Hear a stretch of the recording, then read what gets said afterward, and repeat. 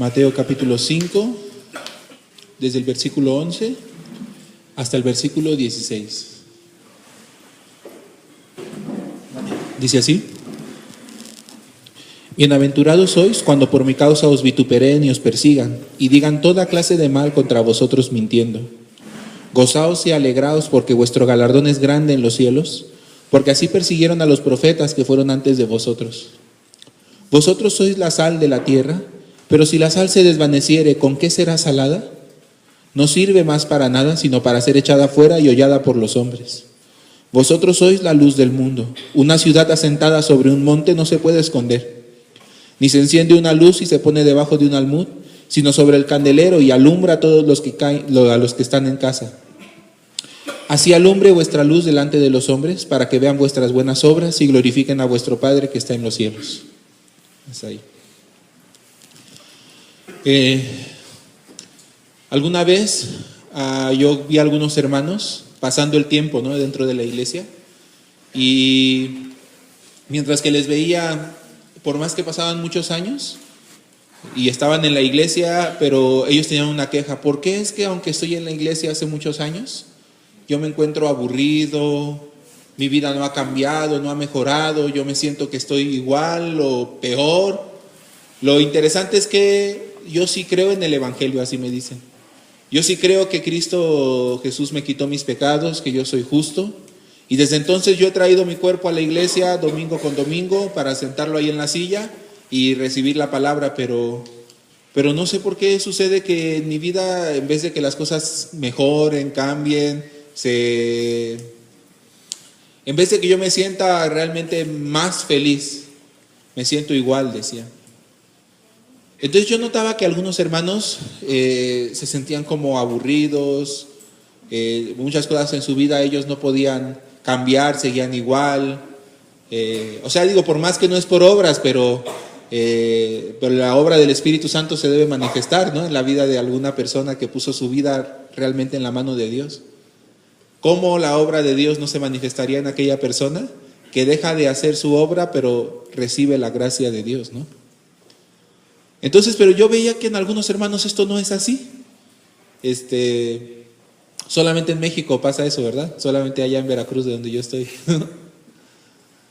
Y me llamó la atención: ¿por qué los hermanos aún vienen a la iglesia, aún recibieron salvación?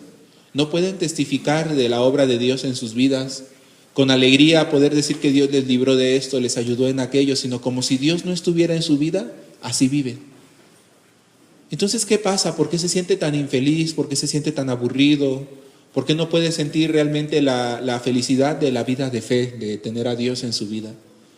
Definitivamente una persona que vivía sin Dios y ahora puede vivir teniendo a Dios a su lado o de su lado, que no está solo, que Dios está con él, y además está con él no por alguna condición, sino realmente solo por la gracia. ¿Cómo podría ser que una persona que cuenta con Dios, que puede acercarse libremente a Dios, pudiera vivir una vida infeliz, o que en su vida absolutamente nada cambiara, sino que todo siguiera igual? Entonces esto llamó mi atención. ¿Por qué sería así? Y yo no encontraba qué justificación decirles, porque básicamente ellos me estaban reclamando: ¿de qué sirve entonces estar en la iglesia, haber recibido salvación y la fe y Dios? Si mira, cuando la gente me mira me sigue diciendo: tú estás igual, tienes no sé cuántos años en tu iglesia, pero estás igual. Y la persona dice: ¿y si estoy igual? Hay específicamente así un caso en la iglesia donde yo estoy. Un hermano que, aunque tiene desde que la iglesia comenzó, siempre todos los hermanos como que les causa risa, ¿no? Risa porque aunque tiene muchos años, él no le gusta pararse de su silla para nada, ni para limpiar un cristal, ¿no?, limpiar una ventana, ni siquiera para, no sé, cualquier cosa, ¿no? Todos los hermanos les da mucha risa porque dicen: ese hermano de verdad tiene mucha fe, no aplica nada a la obra, dicen, ¿no? Ese de verdad se creyó que no es nada por obras, es de mucha fe. Pero el hermano, acercándose a mí, me decía: bueno, entonces Dios, ¿para qué me llamó a mí? Y cada vez que habría algún asunto donde yo le pido que apoye, que ayude en algo, el hermano se siente bien cargado. Se siente bien difícil hasta por algo pequeño. Por ejemplo, esta vez para Navidad, el domingo 24 ellos hicieron un evento navideño, y él tenía, por lo menos, ¿no? Yo dije, pues que actúe en la obra, ¿no? Que actúe del clásico que es bien malo, pero que Dios lo salva, ¿no? Entonces, yo le dije para que actuara en la obra, pero era una obra de teatro donde hay diferentes personajes, y esta vez los personajes fueron como herramientas, ¿no? Los hermanos querían hacer una obra donde cada herramienta al principio solo se critica. Entonces el martillo critica a la lija porque dice que es muy rasposa, y la lija critica al martillo porque dice que es muy tosco y golpea muy fuerte, ¿no? Pero después, cuando aprenden a colaborar entre ellos, pueden construir un arca, ¿no? Así, de eso se trataba la obra. Y entonces, ¿a él qué personaje le pusimos? Pues entonces todos se criticaban entre ellos, pero al final, cuando criticaban, todos tenían con qué defenderse, ¿no? Pero cuando criticaron a él era la tabla, la madera, ¿no? ¿Y esa tabla para qué sirve? Decían en la obra de teatro, ¿no? Y la tabla decía, sí es cierto, ¿para qué sirvo, no? Al final decía, bueno, aunque sea así serví, decía, ¿no? Le causaba mucha carga tan solo hacer su papel de tabla, ¿no? Estaba cargado, es que es muy difícil hacer la tabla, ¿no? Pero a los hermanos les daba risa porque decían, ¿por qué le tocó a él ese papel? Exactamente, pareciera que él eso es en la iglesia. Él es la tabla, ¿no? Todos tienen algo que hacer, la tabla solamente todos hacen en ella, ¿no? Pero finalmente yo veía esta situación en este hermano, y no solo en él, en varios más. ¿Por qué llevan la vida de creencia? Y aparecer en su vida, no al parecer, realmente en su vida no hay ningún fruto. Luego con el paso del tiempo, ellos mismos se aburren, se desaniman y no se sienten felices haciendo la vida de fe. No solamente quedan desanimados, con el paso del tiempo se irán apartando hasta que finalmente se alejan de la iglesia. O de plano si permanecen en la iglesia, pero solamente como una tabla. Y yo me quedé pensando, ¿qué es lo que haría realmente a una persona que lleva la vida de fe feliz? A una persona que recibió la salvación, ¿qué produciría realmente que esta persona pudiera experimentar a Dios, la compañía de Él? Entonces hay en el libro de Jueces una situación que sucedió cuando el pueblo de Israel entró a la tierra prometida. Entonces nosotros podemos encontrar que cuando entraron a la tierra prometida, entraron liderados por Josué. Pero cuando Josué entró a la tierra prometida, ellos, todos los días de Josué, todo el tiempo que Josué estaba vivo, ellos sirvieron a Jehová, dice la Biblia, y no se corrompieron, sino que toda la generación que entró con Josué estaban despiertos, estaban vivos, servían a Jehová y se llevaban la guerra.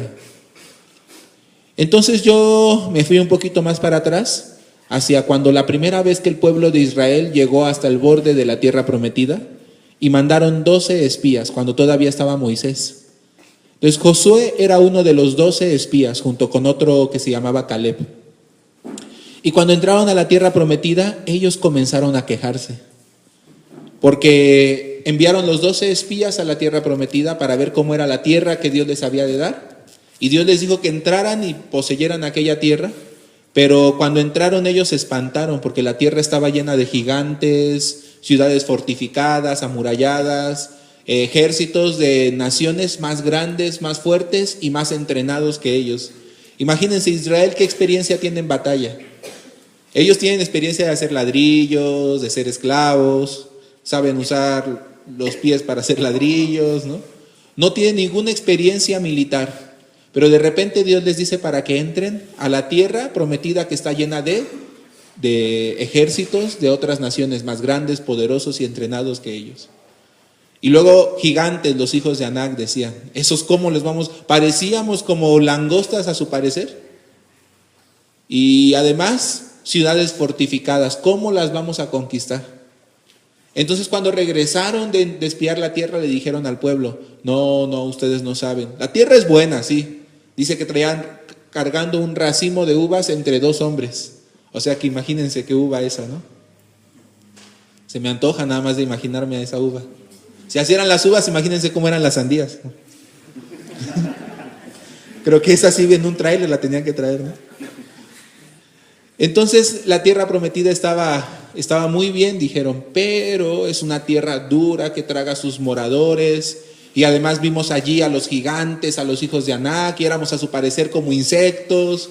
Y además había los ejércitos extranjeros, naciones grandes y fuertes, con ciudades fortificadas. No podremos poseer aquella tierra. Y empezaron a quejarse. Dios nos trajo aquí para matarnos. Vamos a morir. Mejor no sería volver a Egipto. Así empezaron a gritar.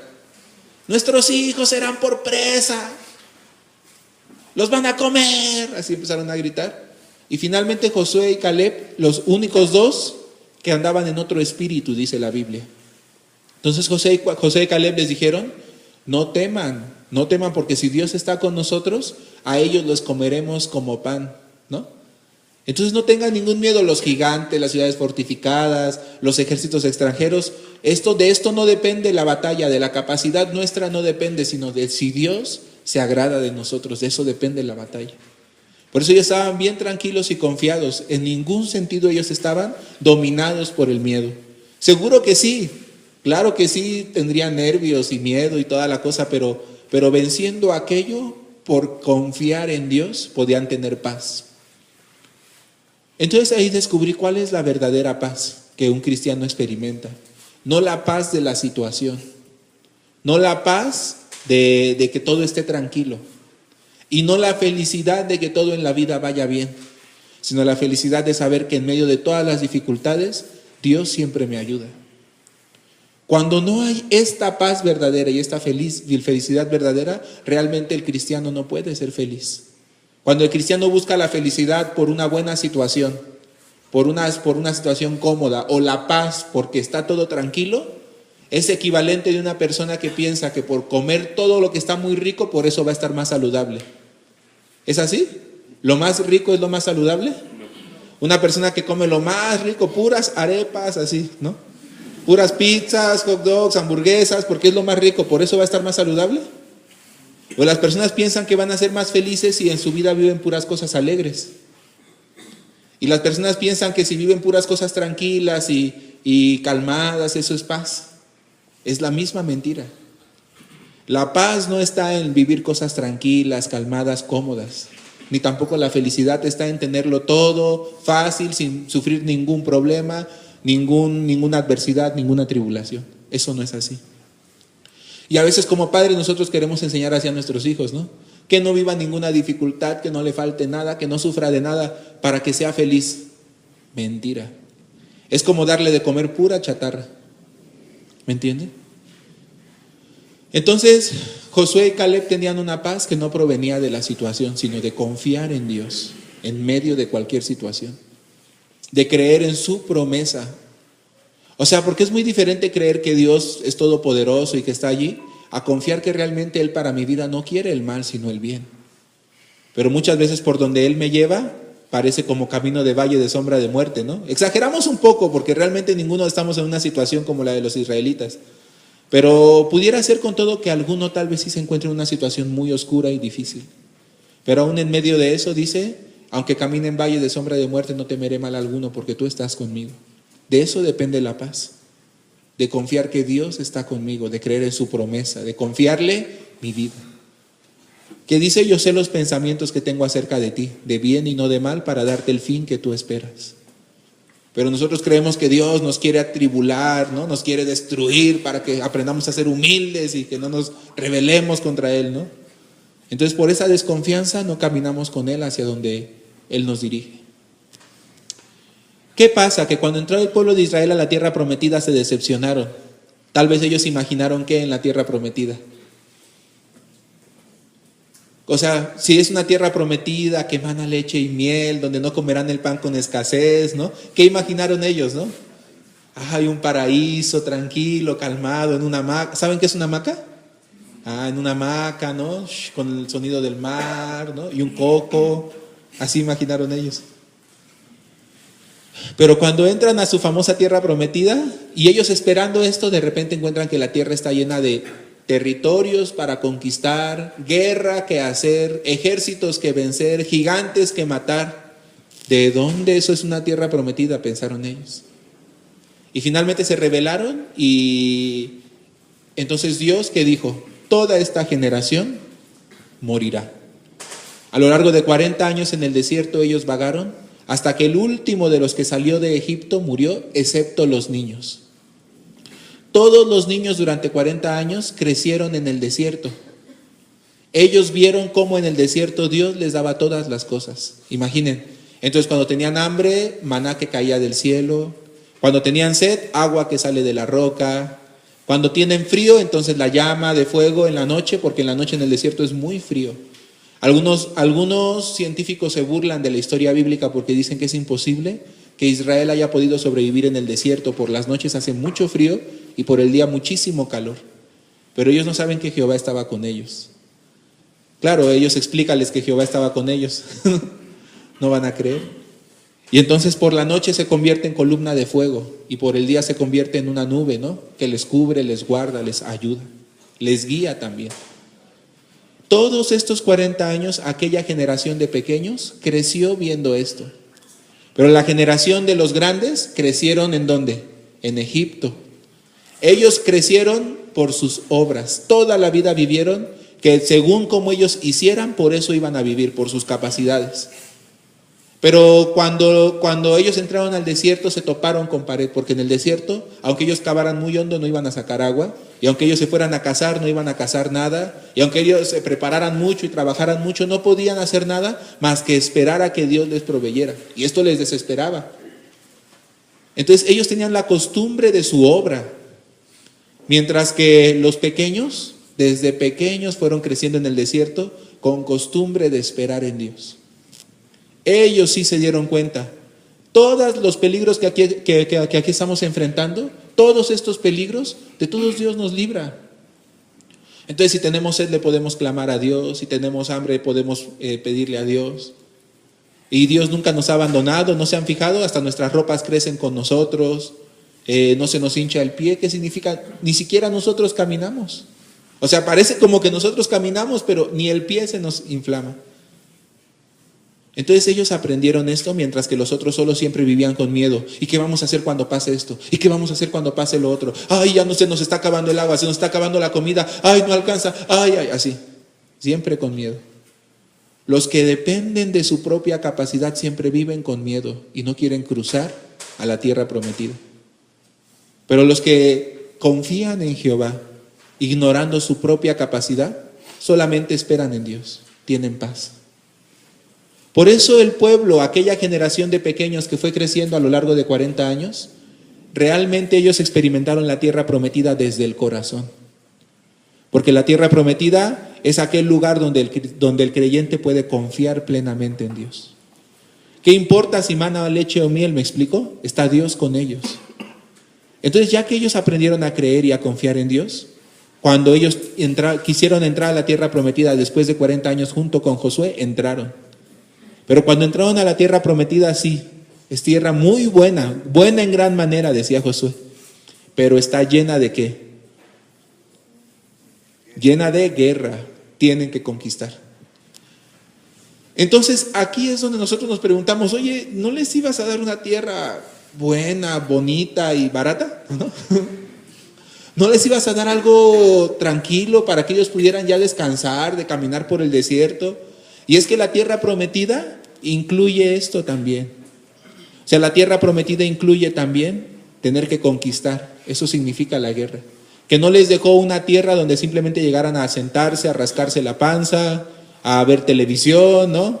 A andar de ociosos. Sino la tierra prometida incluye una misión, un propósito por el cual vivir. ¿Y cuál era ese propósito? Repartir la tierra a todos sus hermanos y no dejar la guerra hasta que terminaran todo conforme a lo que Jehová les había dicho. Yo me he dado cuenta, la vida de una persona que vive sin propósito, sin una causa, hasta humanamente hablando, es infeliz y miserable. Porque cuando una persona vive sin propósito, sin meta, sin causa, aunque en su vida tiene todas las cosas que pudiera desear, tiene buena ropa, tiene buena casa, buen dinero, buena capacidad, es talentoso, su vida es aburrida y miserable hasta para él mismo. ¿Ustedes nunca han conocido una persona que vive solo por vivir?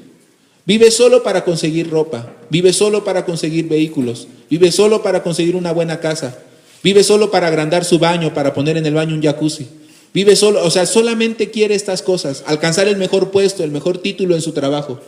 Y es que se inventan propósitos porque no quieren aburrirse en la vida, pero finalmente son propósitos que vanos. ¿Vive feliz? Una persona que no tiene una causa verdadera, genuina en su corazón por la cual vivir, hasta humanamente hablando, ya ni siquiera hablemos del evangelio. Por ejemplo, cuando una persona tiene una causa o un propósito genuino para vivir, aunque sea defender su patria, aunque sea, no sé, tiene una causa, pues, no sé, Gandhi, ¿no? Alguien que por su causa sufre, padece dificultad, pelea, choca, tiene que enfrentar muchos problemas, hasta peligro de su propia vida, pero vive por su causa, por su propósito, por más que en toda su vida experimenta muchos problemas para llevar a cabo lo que quiere en cuanto a su causa, una causa que es más grande que su propia vida. Cuando una persona vive así, aunque tiene muchos problemas por causa de que tiene un propósito en su vida, ¿es infeliz? No, porque tiene algo que lo inspira. Ni siquiera hablemos del evangelio. Hasta humanamente hablando, alguien que pelea, por ejemplo, en una guerra por su país, aunque en medio de la guerra enfrenta mucha dificultad, pero por lo menos tiene esta felicidad, que su vida tiene una causa, un propósito. Algunas personas en este tiempo, ¿no? Activistas de algo, no sé, socialistas, qué sé yo, por su causa enfrentan diferentes persecuciones y personas los ponen en peligro, ¿no? Ponen en peligro hasta sus vidas. Pero aunque ponen en peligro sus vidas, saben que están viviendo por algo más grande que ellos mismos. Cuando ellos viven así, son felices, aunque su situación no es feliz, aunque su situación es difícil.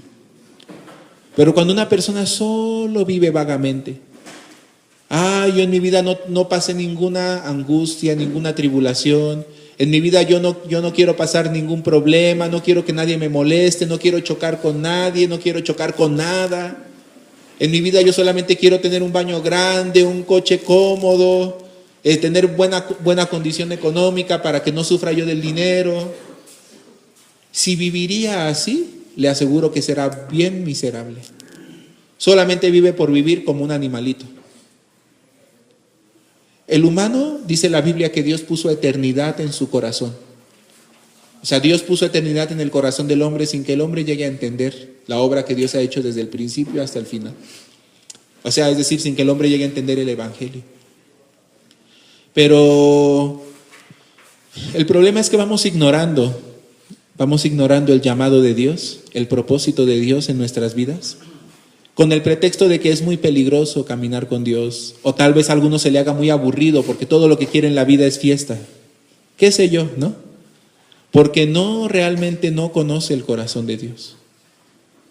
Entonces, una persona que quiere conservar solo su comodidad, solo quiere conservar su tranquilidad y solo quiere vivir momentos alegres, esta persona piensa que por esto va a ser feliz, está equivocado.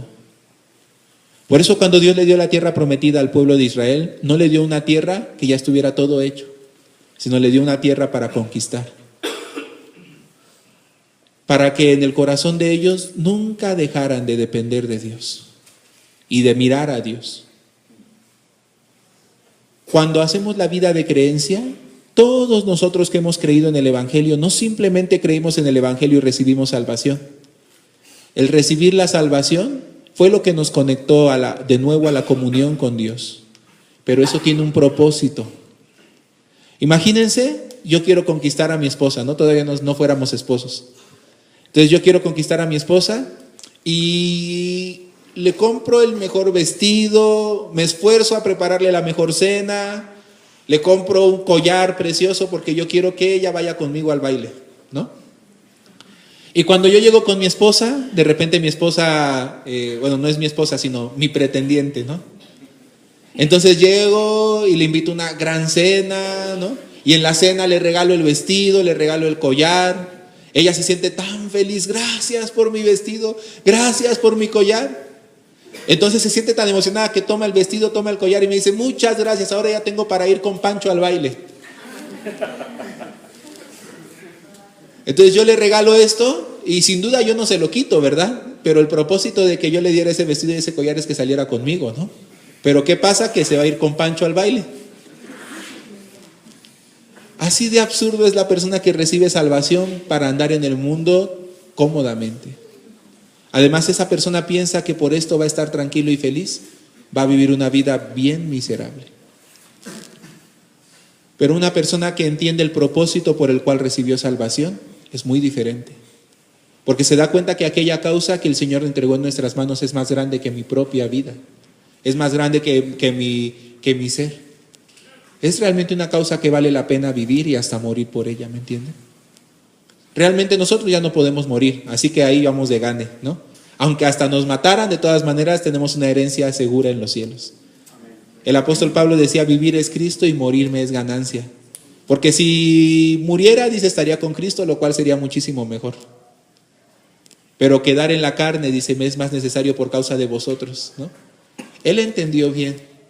El propósito de estar en esta vida, en este mundo, es por causa de que el evangelio sea predicado. Amén. Entonces él entendió bien que no tiene ningún sentido de vivir para otra cosa. Vivir para tener buena ropa o tener buenas cosas en la vida. O sea, no es malo, me explico, no es malo que Dios les dé. Pero lo que sería equivocado es enfocar en esto principalmente. Entonces cada vez que Dios nos llama a conquistar algo, nos ponemos a fijarnos cuánto vamos a sacrificar y nos da miedo y finalmente desechamos aquel llamado del Señor. Viviendo así, poco a poco se nos hace un callo espiritual. Sí, aquí también usan la palabra callo. Se nos hace un callo espiritual. Se nos hace fácil dejar la fe. Aunque la fe se supondría que debería ser como el agua para los peces, ¿no? El lugar donde normalmente se puede mover, donde vive, donde respira. Pero el salvo poco a poco dejando la fe en uno y en otro y en otra cosa que Dios le guía para conquistar. Pero como no quiere enfrentar problemas, como no quiere enfrentar tribulación, como no quiere enfrentar dificultad, haciendo a un lado las dificultades para no tener problemas, para ser feliz. ¿Entienden? Así empieza a perder el corazón de fe. Y poco a poco se aburre, se desanima, se oscurece, hasta que pronto solo queda como un bulto dentro de la iglesia, oscuro y vacío. Entonces sí está dentro de los hermanos, porque sí es un hermano, pero completamente está desanimado. Y solamente se siente amenazado por la fe, porque la fe amenaza su comodidad. Pero nuevamente repito, la comodidad no nos da felicidad. Y tener puras alegrías en la vida no nos da felicidad. Tener tribulación, tener dificultad, tener desafío, tener problemas, tener adversidad, hasta tristezas, hasta desgracias en la vida, pero con un propósito, el propósito nos hace ser felices. ¿Me entienden? No importa qué tan horrible sea lo que enfrentamos por el evangelio, pero si entendemos que es por el evangelio tenemos esperanza. Por eso por todas partes donde leemos la vida del apóstol Pablo, aunque lo encarcelaban, aunque lo azotaban, aunque lo apedreaban, aunque lo perseguían, aunque hablaban mal de él, aunque experimentaba muchos problemas, pero él se sentía agradecido y feliz con Dios. ¿O ustedes sienten que el apóstol Pablo era un hombre infeliz cuando leen sus cartas, cuando leen la Biblia, cuando habla acerca de sus tribulaciones? ¿Lo sienten desesperado, atribulado, así como que ya no quiere más? ¿O qué le decían? Pablo, pero ahí te van a matar. Que me maten, decía él. Porque él había encontrado el secreto, ¿no? La felicidad verdadera. Recibir el corazón de Dios es la felicidad verdadera. Amén. Entonces por todas partes donde vemos los que sufrieron por causa del evangelio eran felices. No digo que vivían alegrías, sino eran felices por entender que lo que llevaban sobre sus hombros valía la pena vivirlo. Cuando una persona toma esto es feliz. Pero y aunque tiene las tristezas, aunque tiene las tribulaciones, miren, de todas maneras en la vida lo va a ver, ¿no? De todas maneras una persona en su vida va a tener tribulaciones, tristezas, adversidades, problemas, incomodidades, pero si las tiene solamente porque sí, entonces eso es una verdadera desgracia, una verdadera infelicidad. Pero si una persona tiene las tribulaciones y los problemas por el evangelio, eso no es en vano. Por eso dice, estad firmes y constantes, creciendo siempre en la obra del Señor, porque nada de lo que hagáis por el Señor es en vano. Esa es la diferencia. Todos van a tener problema y tribulación, pero al menos unos la tienen con propósito. Ellos, ¿cómo toman sus tribulaciones? Con agradecimiento. Es un honor sufrirlo. Pero para una persona que en su vida todo el tiempo esquiva las tribulaciones, de todas maneras le llega la tribulación. Para él es un desperdicio su vida, su tiempo, y el haber sido atribulado no tiene ningún sentido. Solamente sufre por sufrir, nada más. ¿Me hago entender? Y eso es lo que hace finalmente la vida del creyente muy miserable. Entonces entraron a la tierra prometida con Josué. Y cuando entraron con Josué, Josué entendió bien, y todo lo que había en el corazón de Dios, Josué empezó a hacer la batalla. Y conquistar aquí y allá a los jebuseos, a los heteos, a los amorreos, a los fereceos, a todos los eos. Y los empezó a conquistar uno tras otro, y algunas batallas perdió, ¿saben? O sea, perdió alguna batalla, pero al final siempre ganó la guerra porque Dios estaba con él. Y todos los días de Josué hubo guerra, pero siempre conquistaron y avanzaron hasta repartir todas las tierras. Incluso cuando las 12 tribus de Israel ya tenía cada una su tierra, se llamaron entre ellas: oye, y ayúdame tú, vamos a conquistar aquí. Ah, está bien, te ayudo, y luego tú me ayudas a conquistar acá. Y mientras vivieron así, entonces ellos realmente experimentaban la ayuda, la gracia de Dios en esa tierra. Ellos no vivían por estar tranquilos físicamente, sino ellos vivían por cumplir en su vida el propósito de Dios. Pero luego, ¿qué sucedió? La Biblia cuenta que murió Josué. ¿Y saben qué pasó cuando murió Josué? Sucede que si estaba Moisés y luego Dios levantó a Josué, cuando murió Josué, el pueblo, ¿qué tenía que esperar? ¿O qué tenía que buscar? Que Dios levantara a otro después de Josué. Pero al pueblo le interesó quién después de Josué iba a guiar. La Biblia no dice nada de que el pueblo preguntó: oye, ¿y ahora quién? Señor, envíanos a otro que nos guía, que nos dirige. Nada tuvieron interés de levantar a otro. Entonces la Biblia dice que esa generación de Josué, todos fueron reunidos a sus padres, es decir, todos murieron. Y la nueva generación no se preocupó por pensar: ahora quién va a ser el que dirija a Israel, sino que se quedaron así muy tranquilos. ¿Saben por qué? Imagínense que se va el pastor. ¿Y por qué razón la iglesia no se preocuparía de levantar otro pastor? Otro siervo de Dios. Ay, es que si se levanta otro Josué nos va a llevar a la guerra. Y es que es bien peligroso porque ahí hay que pelear y es bien difícil, bien incómodo. Y luego uno pierde todo lo que tiene por andar ahí metido en la guerra y es muy, mis hijos, pobrecitos, toda la presión y todas las cosas que tienen que enfrentar. Y no, ya estamos bien.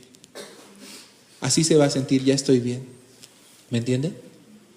Entonces no levantaron otro porque se sintieron cargados en su corazón. Se sintieron que si viene otro Josué nos va a poner a pelear otra vez y ya estamos cansados. Quisieron tener un poquito de paz. ¿Y saben qué pasó? ¿Sí tuvieron paz? Entonces se levantaron en gran manera los ejércitos enemigos hasta que los conquistaron y los sometieron nuevamente. Entonces clamaron a Dios y Dios les levantó un juez. ¿Para que qué?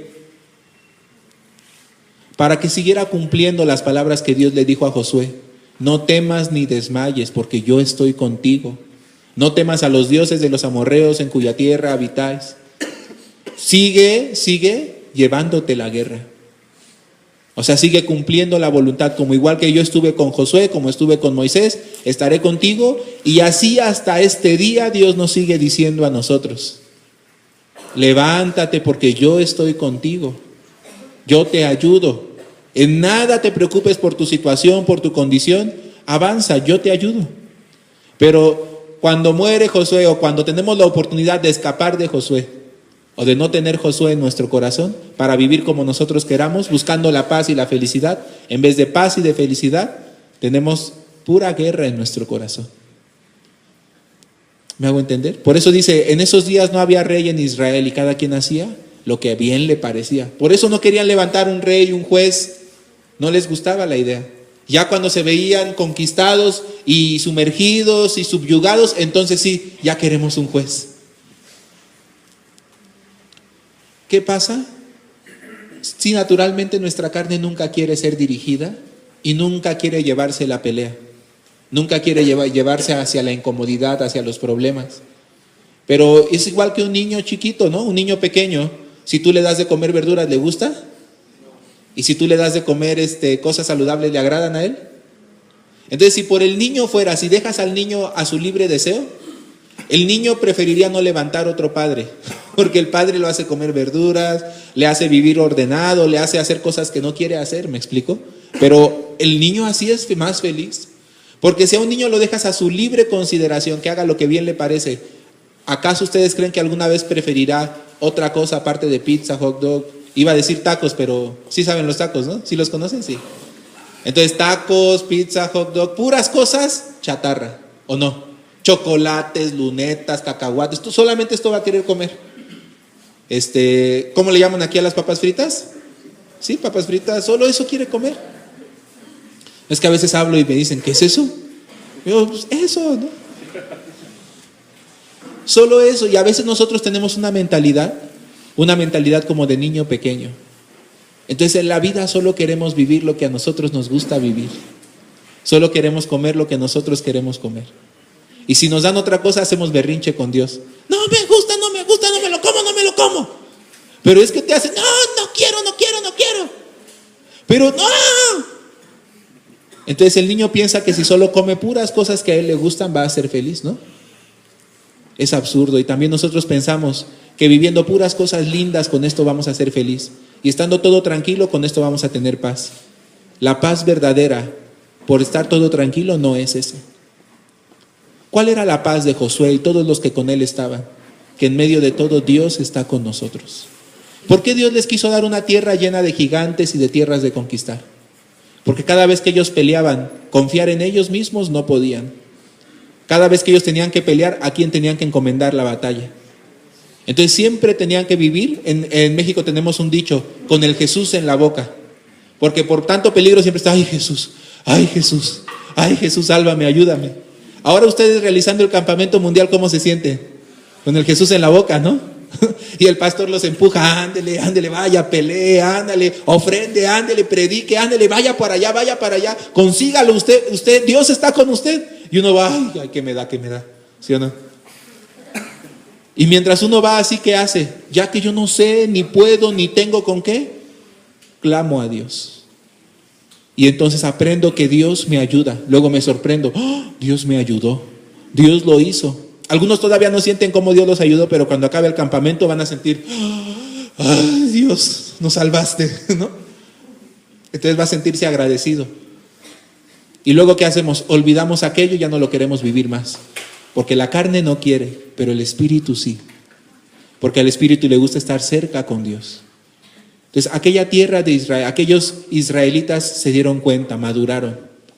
Viviendo en medio de la guerra, no es que tenemos guerra, tenemos paz. Porque en medio de la guerra no podemos hacer sino confiar en Dios. No podemos levantar nuestro corazón creyendo en nosotros mismos porque estamos en medio de la guerra. ¿Y cómo podríamos nosotros pelear contra estas naciones más grandes, más fuertes, más poderosas que nosotros? Solamente si Dios nos ayuda. Por eso vivían siempre cercanos al Señor. ¿Me hago entender? Y cuando el rey David, el tiempo de la guerra, no quiso ir a la guerra para estar en paz, ¿estuvo en paz? Si hubiera estado en la guerra, hubiera estado en paz, ¿verdad? No se confundan, la paz no es tener una situación tranquila. La paz es confiar en Dios. La felicidad no es que en mi vida haya puras cosas lindas y alegres, sino que en medio de las tribulaciones, cuando vivimos por el propósito de Dios, por la causa de Dios, eso nos da esperanza y felicidad. Y cuando dejamos eso a un lado, aunque tengamos todo, vamos a vivir miserables e infelices. Nos vamos a desanimar, a entristecer, a apagar. Por eso yo leí esta vez Mateo capítulo 5. Y donde dice el versículo 11: bienaventurados sois cuando por mi causa os vituperen y os persigan y digan toda clase de mal contra vosotros mintiendo. O sea, cuando digan mal contra nosotros mintiendo, no vaya a ser que digan la verdad, ¿verdad? Cuando digan toda clase de mal contra vosotros mintiendo, somos bienaventurados, dice. También dice: gozaos y alegraos, porque vuestro galardón es grande en los cielos, porque así persiguieron a los profetas que fueron antes de vosotros. ¿Cómo puede ser que una persona se alegre en medio de esto? Simplemente se alegra por saber que está con Dios. Aunque por más que le persiguen, le atribulan, ¿no?, le mienten contra él, pero él sabe con quién está y sabe muy bien la causa que persigue. Es una causa genuina y verdadera, la causa del evangelio de salvación del Señor. una causa de lo que depende la vida y la muerte eterna de las almas. Y luego el 13, vosotros sois la sal de la tierra, pero si la sal se desvaneciere, ¿con qué será salada? No sirve más para nada, sino para ser echada fuera y hollada por los hombres. Entonces, dice la Biblia que la iglesia, el pueblo de Dios, es la sal de la tierra. Pero ¿para qué sirve la sal? Los que nos gusta la comida, lo primero que pensamos es, pues para que dé sabor, ¿no? Pero la sal también tiene otra función muy interesante. La sal también conserva, es decir, evita que algo se pudra, se eche a perder. Evita la corrupción. En algún sentido, el que estemos en este mundo, en esta tierra, el que la iglesia todavía esté en esta tierra, significa que esta tierra todavía tiene esperanza, ¿me explico? Un día el Señor nos va a tomar y nos va a llevar con Él. ¿Saben dónde dejó Dios su Espíritu Santo? En la iglesia. Cuando Dios se lleve a su iglesia, ¿qué va a quedar en esta tierra? ¿Qué va a parar el juicio de Dios? ¿Qué va a evitar que todo se corrompa y se pudra? Nada. Ese día no habrá ninguna esperanza para el mundo, ¿me entiende? Es el tiempo de que el mundo será desechado. Mientras que la iglesia está aquí, Dios ve esperanza. Porque Dios puso su sal, ¿no?, en medio del mundo, que somos nosotros, la iglesia. ¿Y cuál es el sabor que nosotros tenemos para el mundo? Es el evangelio. Pero si la sal pierde su sabor, entonces ¿con qué será salado el mundo? ¿Me explico? Si la sal se pierde de su propósito, si no entiende que para qué el llamado que Dios le regaló, que además es una gracia, ¿verdad? Que uno haya podido ser adoptado para este trabajo, aunque realmente uno no sirve para nada, pero que pueda servir al evangelio, eso es muy grande, ¿no? Eso es muy grande. Eso me hace pensar en la misericordia, en el gran amor de Dios. Que Dios nos lleve a su batalla, no siendo nosotros en ninguna manera ni dignos ni capaces. Es realmente su gracia y su misericordia. Por eso el que vive en el propósito de Dios también tiene agradecimiento, tiene gran felicidad. Que mis bienes se usen para el evangelio, que mi vida se use para el evangelio. Eso yo no lo podría hacer, Dios me lo regaló. Que yo padezca por el evangelio, ni que fuera yo profeta, ¿no? Como para que yo pudiera tener aquel honor, padecer por el evangelio. Pues ¿quién sería yo? Pero aquí dice, gozaos y alegraos, ¿no? Porque así se parecen como a los profetas que también persiguieron en su tiempo. Entonces imagínense qué gran honor, qué gran privilegio tenemos nosotros. ¿No es así? Y nos persiguen también. Como ustedes saben, ¿no? Por ahí un pastor lanzando una carta a todos los pastores de su comunidad, ¿no? Supuestamente denunciándonos con falsas acusaciones y mentiras. Mientras yo leía esta carta, porque estaba apoyando a redactar nuestra respuesta, ¿no? Para aclarar todas las falsas acusaciones, a mí me daba risa y felicidad, porque decía, realmente es como dice la Biblia, nos persiguen diciendo toda clase de mal contra nosotros y mintiendo además. Pero para mí era realmente ver este pasaje cumplido en nuestras vidas. El que la iglesia de Colombia tenga persecución, cuán bendito es. Significa que están peleando por el Señor. Amén. Y 14, vosotros sois la luz del mundo. Una ciudad asentada sobre un monte no se puede esconder. Ni se enciende una luz y se pone debajo de un almud, sino sobre el candelero y alumbra a todos los que están en casa. Entonces aquí nos habla sobre que la iglesia es la luz del mundo. Aunque Dios nos alumbró con su luz, es decir, el evangelio y la salvación, pero muchos toman la luz y la ponen debajo de un cajón, debajo de un almud, ¿no? Es decir, debajo de alguna almohada, ahí arriba pone la almohada, la tela, y ya para que nadie la vea. ¿Para eso se enciende una luz? Para eso Dios los salvó, para que dijeran, gracias por mi vestido y mi collar, ahora me voy con Pancho, ¿no? O sea, Dios les dio la luz para que la pusieran alto, ¿no? Para que todo el mundo la vea, para que alumbre a todos los hombres. Y Dios nos da unos tips. La luz se pone arriba en el candelero. La luz, no, una ciudad asentada sobre un monte, todo el mundo la ve. ¿Quieren que todo el mundo vea la luz? Asienten mi luz sobre un monte. Pónganla en el candelero, en el lugar alto. ¿Ustedes han visto la diferencia de poner un foco en el piso a poner un foco en el techo? Alumbra muy diferente, ¿sí o no? Si lo pones en el piso no alumbra tan bien, pero si lo pones en el techo alumbra muy bien. Entonces, alguna vez he escuchado la queja de algunas personas, que por qué hay YF, que por qué el coro gracias, que por qué todo lo que se hace y se trabaja. ¿No se podría nada más ir de casa en casa y predicar a la misma cantidad de personas? Miren, yo he escuchado esa queja muchas veces desde que yo llegué a la iglesia. IYF es muy precioso, porque por medio de todas las herramientas que nos ha dado la misión para predicar el evangelio, IYF, CLF, ¿no?, para los pastores, seminarios bíblicos, ¿no?, para público en general, IMEI, ¿no?, para la educación del intelecto, todas estas cosas son exactamente un monte sobre el cual poner la luz muy alto, exactamente un candelero sobre el cual colgar la luz del Señor Jesucristo. Entonces, cuando la gente ve al coro gracias, cuando la gente ve el campamento mundial y luego ve nuestra organización, se sorprende de que quienes realizaron todo esto no son realmente expertos, son personas que confiaron en Dios. Luego, al escuchar el testimonio cómo Dios nos ayudó, abren su corazón. Entonces, poco a poco las personas empiezan a ver, el mejor coro del mundo es quien predica el evangelio, ¿sí o no? La misión más grande del mundo tiene el evangelio. Por eso, cuando ellos ven el trabajo que se hace en IYF, una labor que la iglesia debe realizar, porque la iglesia también debe dar un beneficio a nuestra sociedad. ¿Para qué? Para que sobre esto que la iglesia trabaja, que Dios nos permite hacer por su gracia, mediante esto la luz se ponga bien en alto. Entonces, hacer un programa tan bueno, del primer nivel como lo tiene IYF, no hay ningún otro programa para los jóvenes como el de IYF, no existe. No existe alguien que pueda educar el corazón de los jóvenes como lo hace IYF.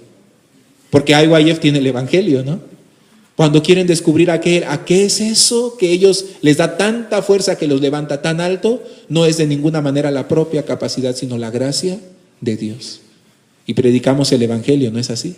Y todo el mundo, al ver esta gran obra que hace, glorifica a Dios. Amén. Realmente aquel campamento es muy bueno. Yo veía en el CLF que hubo en México, en el campamento mundial que acaba de pasar en México, y los pastores se acercaban conmigo y me decían, ¿cómo hacen esto? Por lo que nos cobraron, porque sí, ese pastor había pagado una cuota, ¿no? Por lo que nos cobraron darnos todo esto, hacer todo esto, el Auditorio Nacional, el concierto del coro gracias, ¿cómo lo hacen? Y todo es de excelencia. Y a mí me daba risa porque pues yo veo la organización, ¿no? Yo vi de dónde salió el vino y podía ver que todos los que estábamos organizando éramos como los Minions. ¿Conocen a los Minions? Petete, y chocábamos para acá, para allá, nos peleábamos y todo era un desastre en nosotros. Pero a la vista de ellos todo les parecía tan hermoso. ¿Cómo hicieron? ¿De dónde sacan el dinero? Y yo les decía, si te contara, ¿no? El pastor debe ser muy rico, ¿verdad? No, que va a ser rico. Ustedes deben tener ya muchas empresas, negocios. No, ¿cómo creen? Les platicaba, les testificaba, se impresionaba. Entonces, aunque eran pastores, decían, nosotros queremos aprender de su iglesia. Queremos hacer el mismo trabajo con nuestros jóvenes, queremos invitarles a nuestras iglesias. ¿Me hago entender? Nadie pone una luz debajo de la almohada. Nadie simplemente recibe salvación y luego vive solamente para sí mismo, para la carne, solo por vivir. Recibe salvación y con la salvación el corazón del Señor. Vive con ese corazón que es mejor que el mío, 1000 veces mejor que el mío, desechando mi propio corazón que es realmente un estorbo, que es realmente asqueroso, ¿no? Desechando ese corazón, ignorándole ya, no tomándole más en cuenta, pero mirando el corazón de Cristo tan hermoso, con ese vestirme. Eso es un honor y le da al cristiano verdadera felicidad. Amén. Bueno, hasta aquí vamos a compartir. Vamos a orar para terminar.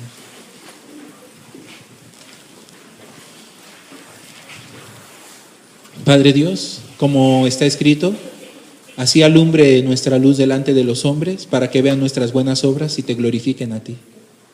No se refiere a portarse bien moralmente, aunque tampoco estamos diciendo que vamos a portarnos mal, Señor. Pero se refiere a que la obra de tu evangelio en nuestras vidas, Señor. Cuando el mundo ve, Señor, cómo tú trabajas en medio de nosotros, entonces glorifican a ti. Aunque nosotros tenemos muchas faltas y fallas, debilidades, y tenemos muchos pensamientos de la carne, además, muchas veces, Señor, Satanás se mete y nos arrastra. Pero en medio de todo tú nos guardas, nos proteges, nos cuidas y al final tú vindicas tu trabajo, tu obra, Señor. Que este campamento mundial, Señor, sea 100% tu obra tu obra para Bogotá, tu obra para los jóvenes, para la iglesia, y también tu obra para cada uno de nosotros, Señor, en el que experimentamos que tú cubres nuestra debilidad con tu gran misericordia y gracia, y experimentamos, Señor, tu cuidado y tu ayuda en todo lo que hacemos, Señor. Por favor, Padre, aunque nosotros somos así, Señor, muy débiles y faltos, te rogamos que seas tú quien trabaje por medio de nosotros, que seas tú quien cubra todo y al final que quien las personas puedan ver sea a ti, Señor. Aunque no podemos evitar algún error, alguna falla nuestra, pero todo, Señor, todo está en tu mano para que tú lo cubras y nos guardes de todo mal, Señor. Por favor, no permitas que Satanás se meta en medio de tu obra del campamento, Señor.